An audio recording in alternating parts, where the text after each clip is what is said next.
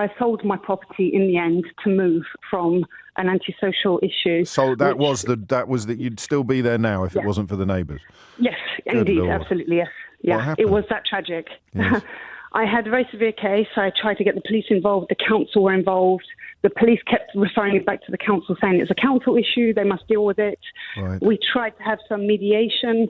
That didn't go forward because the lady kept pulling out and said she didn't want to do it anymore. Right. It was basically a family living above me that were quite, I would say, they were dealing drugs. I had no proof of this. Okay. They had people coming and going all night on the doorsteps. They were always someone there. They were actually dropping things on the floor at 4 o'clock in the morning, 3 o'clock in the morning, just to traumatize me, keep me awake. I didn't sleep. For 3 years I was there, I didn't sleep at all. That's murder, isn't it? I'll put it in perspective. I'm a single full-time working mother. I had a daughter of 5 years old at the time. Yes. I used to come home at the end of my day at 7 o'clock in the evening with my daughter from school and from work, exhausted. I would go straight to sleep, put her in bath, wake up early, leave again.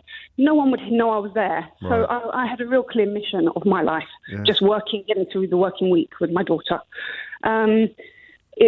I looked at it, they looked at it, I guess, that I was a different class to them. I shouldn't be in the same building as them because they were council tenants, Right. but I was a private owner in the same building. So some envy there then, probably. A lot of envy, I would guess. I say that's what I believe, but also their upbringing. You know, I think they were from a different background as well and had moved around a lot, weren't really accepted into society, but their behaviour wasn't accepted in society either.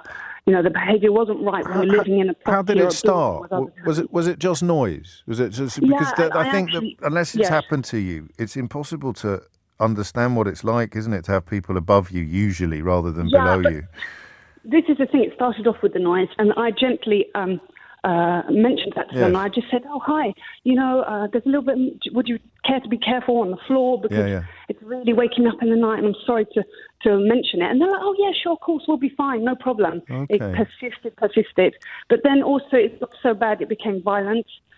2 men kicking my door down in the middle of the night, and my daughter seeing it at 5 years old, scared stiff, wetting the bed that night because she was traumatized. Good Lord. And it was so we actually lived with trauma after that when we moved on. You sound. I mean, I don't know you, Joanne, but you sound as if you're still a bit traumatised by it. Oh, you sound as if your heart's going 10 to the dozen, even as you tell the story.